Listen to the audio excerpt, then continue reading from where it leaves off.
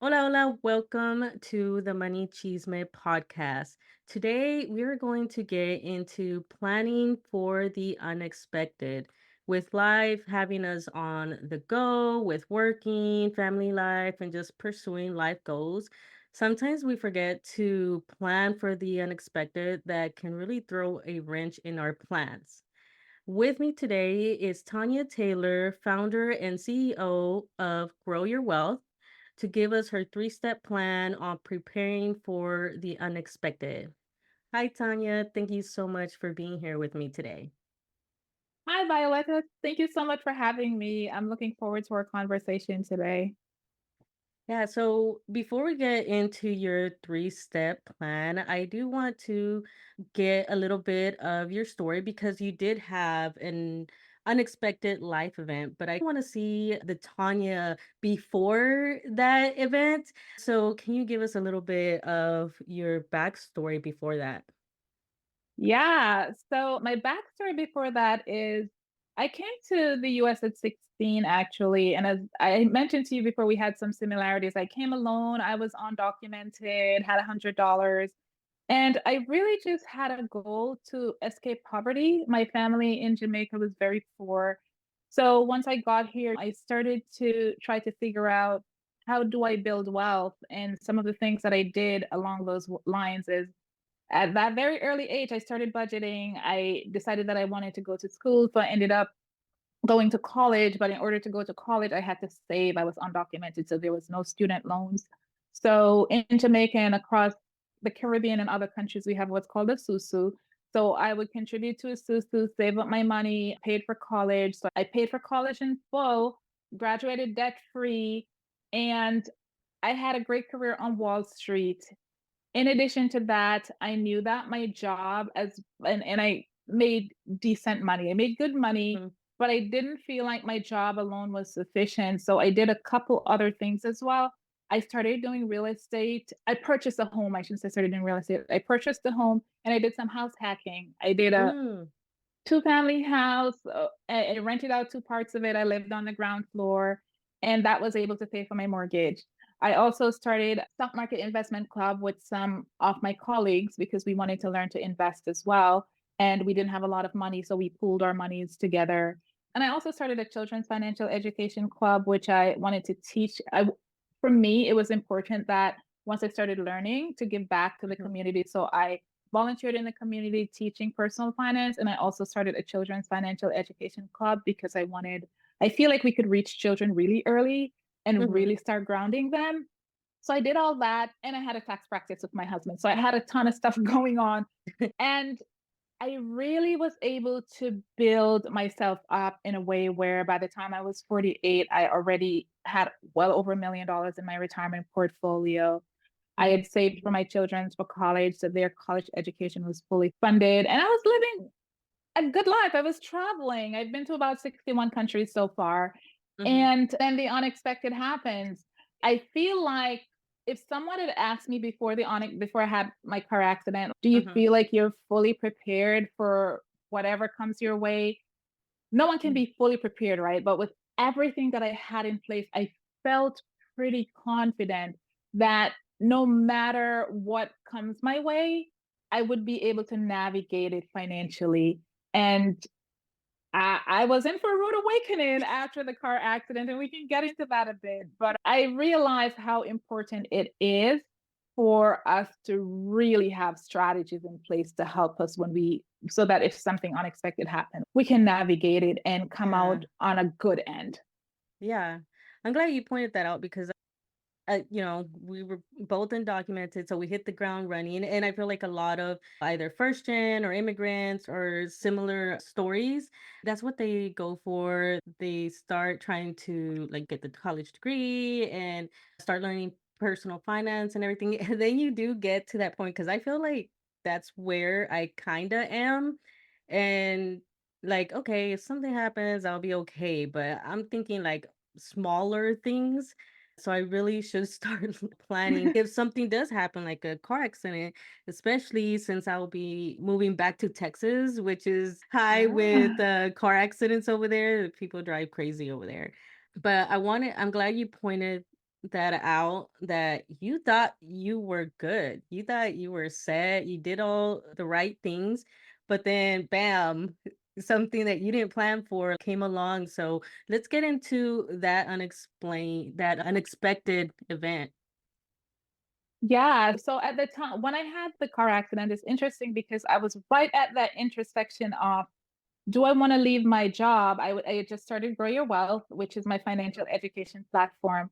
And I was deciding if I wanted to do that full time, just go all in and just quit my job. At the time, I worked at the Federal Reserve Bank.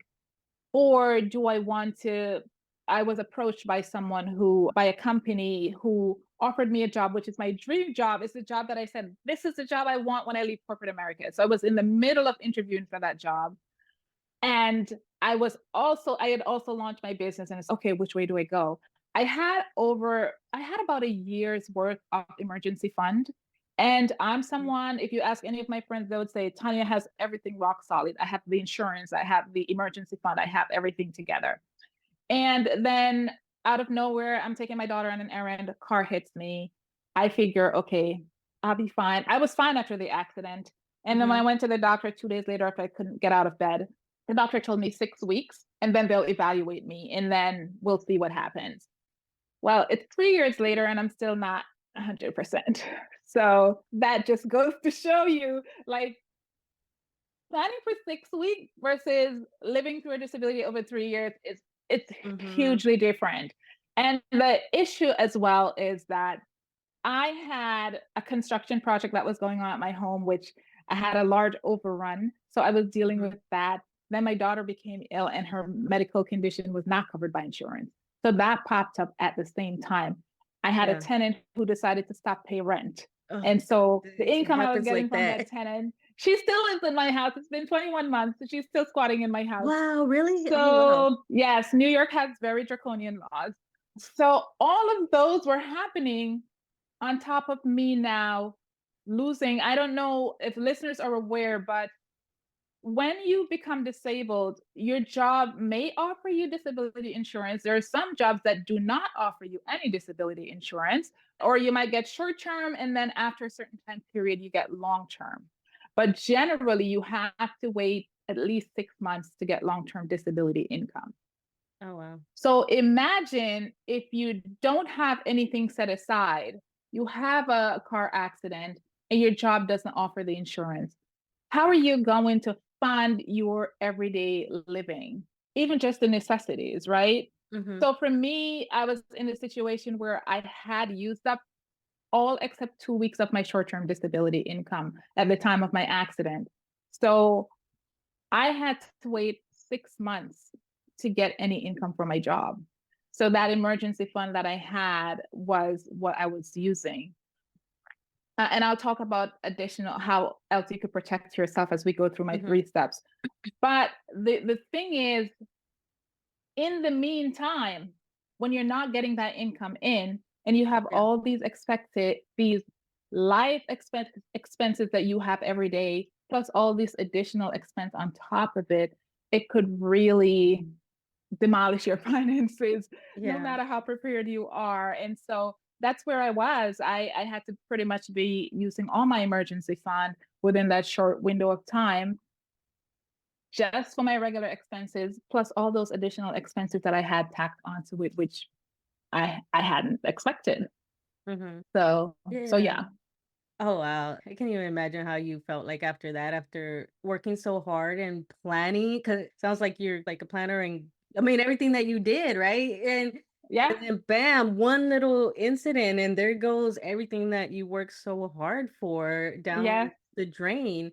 So I can't imagine how stressful that would be. And it's definitely as I'm getting a little bit older, things are starting to hurt, especially and I'm having like hip issues, my back hurts now for whatever reason.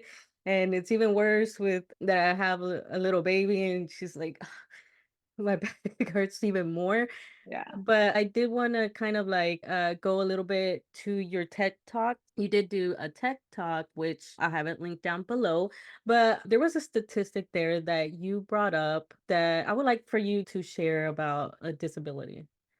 Oh, absolutely. And I feel like it is now my life's mission to start educating people about this because it was only after I became disabled that I realized the statistics were so daunting, Mhm, right? So, 1 in 4 Americans over the age of 20 could become disabled in their lifetime. This is mm, pretty huge. And we're talking about a 20-year-old and older. And the disability, so mine was from a car accident. It could be from getting some sort of illness, right? You have to be out of mhm, work for a long period of time. There are so many different forms of disabilities that you can have. But so it's important to understand that even when you're young, you might think that, okay, I'm good. But the statistics, and that comes from the Social Security Administration, is 1 in 4. mhm, That's pretty significant. And then the other statistics that is also really important is that 44%, and the number fluctuates depending on where you're looking at the data, but mhm, on average, 44% of Americans who file for bankruptcy do so as a result of some sort of medical issue. mhm, And when I think about it and I look at my case in particular, I could see how easily someone could end up filing for bankruptcy if they mhm, become disabled, because when you have all of these expenses piling up at once and you do not have the resources to help you. The other mhm, statistics, what I think most people know about, is that most Americans have $400, barely could find $400 to spend if they lose their job. This came out in COVID when they were saying like $400 was like the minimum that people have in their mhm. emergency fund if they have any at all. So when you look at each of those statistics, whether individually or just look at it in total, it's really, really important that we understand what we're up against and how we can put certain things in place. It is not foolproof, as I Mhm. can testify to, but at least it could help you to navigate yourself so that you don't end up being one of the statistics that filed for bankruptcy. If you Yeah. happen to end up being in the statistics of the 1 in 4 that end up in a not a car accident, but just end up becoming Yeah. disabled. Yeah, I didn't even think about COVID. Definitely was one of those times that maybe you didn't get like, although there's people that did get disabled because of COVID, but just a pandemic that you couldn't go to work or and Yeah. still loss of income. So things like that could happen as well. So I do want to get into your three-step plans. How can people start planning to make sure that they are or lessen the impact of an unexpected event? Absolutely. And the first one, it really is something that you're going to hear most people talk about. It's really the first step to even start when you're on a financial journey. It Mhm, is to really understand what you have coming in and what you are spending, because that's how we can get a true picture of our finances. If you're mhm, making $2,000 a month and you're spending $3,000, you're in a deficit every month. So that's either going on your credit card or some other loan. And so you're digging yourself deeper in a hole. It's really important that at a base level, we're understanding how much we're spending and how much we're bringing in. And if they're not at least equal, mhm, then we have to take a good look at our spending habits and start looking at ways to curtail some of our spending habits. And I'm going to pick from one of your talk that you were talking about for yourself, like you went out and you bought, let's say, a Louis Vuitton bag or whatever the mhm, case is. The question that we have to ask ourselves is, do we really need, is that a need or is that a want? And you're mhm. going to go through all of your expenses. I would say look at 3 months of your expenses, and you could do that by Yeah, looking at your bank account or your credit card bills. What are you spending on that's not really in alignment with your goal? That also means just making your goals too, right? What are your goals? What do you really want to achieve? And is that really what you want? And is not keeping up with the Joneses? So anyway, once you go that's through your bank exactly what account, that was. I was exactly. well, Yeah. I'll tell you Like, what it was. I was going to school, young, single, no kids, and I was in the, military, and they sent me to school, and I had an internship, which was a paid internship, so I was like, "Yes, money." So I was like I was just spending like, my money there, and now it's like, "Why didn't I just put that or invest that?" But you know what? I forgave myself, but lesson learned. And you learned, like, when I listen Yeah. to you, I really feel like you're a model for many of us coming up, right? To look Mhm, into and say, oh, I did this, but I understood that maybe I could use this money and do X. And mhm, I really believe that if listeners start doing that, just looking at their expenses, looking at your income, and also very important, look at your credit card. There is a section mhm. in it that tells you the interest rate that you're paying and how long it will take you to pay your debt off if you're paying the minimum. That could be a wake up call as well, because when you look at the number of years it will take you when you go out and buy something that's on sale, but it's going to take Uh-huh. you 15 years to pay it off, so it wasn't really a sale, then you start Yeah. to realize.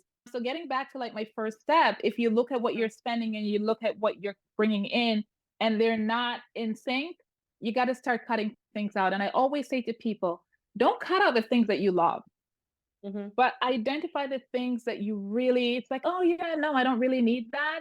Start cutting those things out and really focus on the things that you need. Also important, paying yourself first. I know most Mhm, people say, oh, I can't pay myself first because my expenses are too high. This is why you're doing this exercise. And mhm. automate it. When your job sends you that salary, have them automatically take a piece and put it into a savings account that you never see it. And that's how you're going to start building your emergency fund, because Yeah, that's really critical to have. So yeah, that and would be that's a my great first way. step. Yeah. Yeah, Yeah. that's a Automating is great like, way. Yeah, because if you put that, like, before it even hits your bank account, like, I have it for what we have ours is called TSP, but it's basically for a 1K, so that comes out yeah, and everything, and I have automatic payments and everything. So, to be honest, like, whenever I'm so used to that, and I got so used to, like, living with the cash that's left over, that when I apply for something and they're like, "Oh, what's your yearly salary?" For example, we just purchased a bed, because when they asked us that, I was like, "Wait, I actually have to go back and recalculate because I'm used to this, so it's not that. What is my right. actual salary?" But that's a way to get used to just living a little bit with a lesser salary if you just go ahead off the bat, just take it and you don't Yeah. see it, don't count it. And so you were able to save 1 million for retirement. That was your goal, which you ended up hitting that goal. And one of the ways was through your 401k, or how did you manage? Yeah, Yeah. so that's all 401k money, so it's not money that I can touch right now, Mhm. Mhm. but some of it from a Roth I could, but nothing that I would Mhm. wanna touch anyway. So yes, I always had this goal by the time I hit, I think it was 45, so it went up a little bit more, but I wanna have at least $1 million and let that continue to grow for when I retire. And so all of that, what I started out putting in my retirement plan at 21, and I Mhm. didn't put a maximum because I wasn't making a lot. I still was learning financially. But what I Mhm. did, and it's another tip that I want to share with listeners, is that as I continue to get salary increases, Mhm. I would pretend like I didn't get an increase. And I would keep sacking more money away into my retirement plan until eventually I maxed out my retirement plan. So, in addition to maxing out my retirement plan on my job, I also started a 401k until my income threshold was too high. I could no longer contribute to a Roth because they have thresholds, but I made sure that I contributed. And then the next thing that I did is I became very comfortable with investing. As I mentioned, I started a stock market investment club with a couple of colleagues, and I really went out and learned how to invest and how to make my money work. So when I left the job, I would take my 401k plan with me. There's a Mhm. way to transfer it so that you continue to have a retirement plan and you don't lose all of the privileges. And then I Mhm. would manage that on my own so that it would grow faster. And I just continued to do that through the course of my career. And I was able to hit the $1 million mark. For Business Insider, I had to quantify it. And that's when I was like, oh my God, I hit this like way before 48. It was a point where I felt like, oh my God, like I really set this goal and I hit this goal. And you would be amazed. Like, a lot of people don't set goals. They think it's too woo-woo or whatever the case is, Mhm. but you sit and you set those goals and you start working towards those goals, Yes. and you will be amazed at how before you know it. When I was 21 and someone said, "Oh, if you put away this, you'll have $1 million by X age." It seemed like weirdest, most foreign, craziest idea to me. Like, how is that possible? But I went along with it. I was like, okay, at least if anything, I'm gonna have money in my retirement. That's sort of how I thought about it initially. Yeah. So I started to grow more in my knowledge, and it was like, this is actually realistic. I can actually do this. And so I did that. And even with my children's college, it was the same thing where I started out and I was like, you know what? If each of my child needs, I gave a magic number of 250. At the Mhm. time, I guess based on tuition, I was like, if they need $250,000 for college, I would like to send them, give them their undergrad degree without debt. So I'm going to Mhm. start saving. And I started the same process. Most of it was in stock market investing. I did do a couple of 529 as well, but Uh-huh. majority I just invested in the stock market and I just kept putting money in. And because I had knowledge of how to invest, so I did long-term investing. And so I was able, actually, by the time my children were 16, I had passed that $500,000 mark for them. Nice. Nice. Yeah, That that's awesome. That's where I'm at now. I good. did start a 529 for her and figure out what else I can do to boost that. And I'm kind of with my stepson, and he has 4 years left and I'm like, what can I do? What can I do to bump him up? So we're trying to figure out that plan and see how we can help him for his college.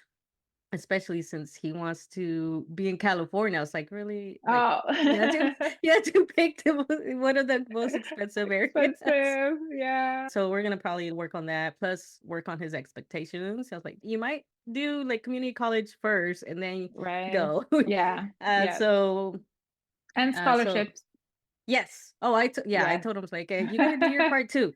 You Yep. gotta try to get some scholarships and stuff like that as well. So let's get into your step two, which is get insured, which you were talking about briefly. It's one thing I didn't realize that some jobs offer that, like disability insurance. Yeah, let's get into your step two. Yeah. So this piece, I'm a big advocate of insurance, and I like to tell people I've never sold insurance in my life. I have worked for an insurance company, and I understand the inner working of insurance products, but never sold it. But I've always been an advocate Mm-hmm. because I feel like it's the fastest way to build wealth, especially for us who are like first generation, just having life insurance. But in Yeah. addition to life insurance, there are many other type of insurance products. Now, in Yeah. terms of long-term disability insurance, for many jobs, they offer both short-term disability and long-term disability. Short-term is usually 3 to 6 months, and it's usually never 100% of your income. So that's something that off the bat we have to realize. If we stop working, even if we're getting short-term disability, it's probably going to be a portion of our income. That's why we need the emergency fund to help us to close that gap. Yeah. Now, once you hit a 6 month mark, you now get long-term disability insurance. The government, with the exception of a few states, no company is mandated to provide you long-term disability benefits, but some companies do. For example, my company did, and it's 60% of Mm-hmm. my salary. And that's what a lot of companies offer. And my long-term disability would be until I'm 65, but there's other nuances to that. Some companies may offer it only for 3 years. Mm-hmm. So individuals need to understand what their company offer. And then the next piece that you need is if your company only offers 60%, if you know that you can't live on 60% of your salary, then you can go out and buy your own private long-term disability policy to Mm-hmm. supplement the difference. The insurance company may not sell you exactly 40% because insurance companies are very suspicious and they're probably going to think if you're getting 100% of your income, you're never going to want to go back to work. So Yeah. when you're buying the private disability, they're not going to sell, they might sell you 30% of your income. So how does that Mm-hmm. work? Let's say you make $100,000, just easy round numbers. Your company is going to give you 60% of that. If you have one of those companies that do that, so you're getting $60,000, right? Mm-hmm. You're going to pay taxes on that. And any medical and dental benefits, they're going to deduct from that $60,000. Now, and in my book, I actually do calculations to show you what the big difference is, would be in your income. Now you have $40,000 that you have to sell for. How am I going to get this? Especially if you're already living paycheck to paycheck. You become disabled. where am I going to fill that gap for the 40,000? So you go out and you buy your own long-term disability policy. I always tell people to shop around, go to at least 3 companies. It's Mhm. totally do it. When you buy that insurance policy, you do not pay taxes on it. So if you're getting 40,000 for the year, you're going to get Mhm. that full $40,000. You never have to pay a dollar in taxes on that. And it doesn't Okay. matter where you go. So if you lose your job today, you still have that policy. And if you buy it with a disability waiver, then when you become disabled, you never pay a dollar more in that insurance policy for as long as you're disabled. So Mhm. that's what helped me when I became disabled. I had my emergency fund. So with all the expenses that were coming in for me, even though I wasn't getting an income, I was able to use my emergency fund, right? And Mhm. then I had this supplemental disability policy that I purchased on my own. Mm. So when I bought it, when you buy it, you could say, let it start in 3 months or in 6 months. I had said, let it start in 3 months. So 3 months Mhm. into my disability, I was getting income from that policy, even though my Okay. job policy wasn't paying me for another 3 months. And so I was able to use that to help to fill the gap. And my policy lasts for 5 years. You could buy it for a longer period of time or a shorter period of time. Mhm. And that's going to help you to close that gap so that you could continue. You can focus on health and healing.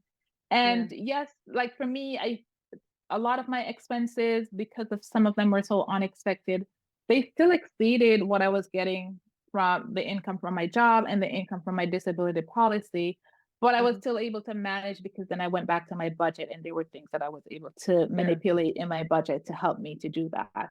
So Okay. it's really critical that folks understand that. I know some people, like when it comes to insurance, they're like, yeah, it's a scam, it's a this. Mhm.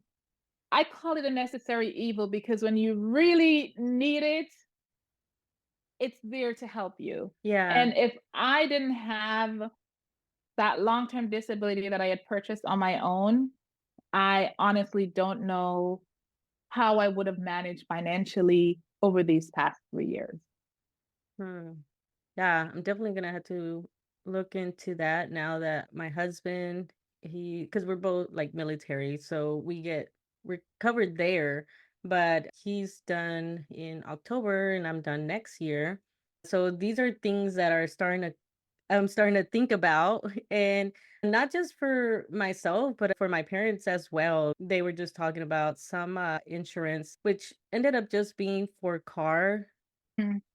for car accidents in case of death or something like Oh, that. accidental death and Yeah, so accidental death. Yeah. And I have to remind him because I had told him to send me the policy so I could look it over, so I could start researching. I was like, I don't know if you should still keep that or move on to something else. So insurance is on my to-do list for sure. So and I think I wanted to add one other thing too, yeah. because for people who are self-employed, like this is so critical because you don't have a job that's offering you any kind of disability insurance. So think Yeah. about it. If something happened to you right now, and I'm speaking to the self-employed individuals now, if something happened to you today and you're not able to earn your income, where's the money going to come from? Because if it's over a 2 year, 3 year period, your Mhm. emergency fund is going to die out. It's going to be Yeah. done.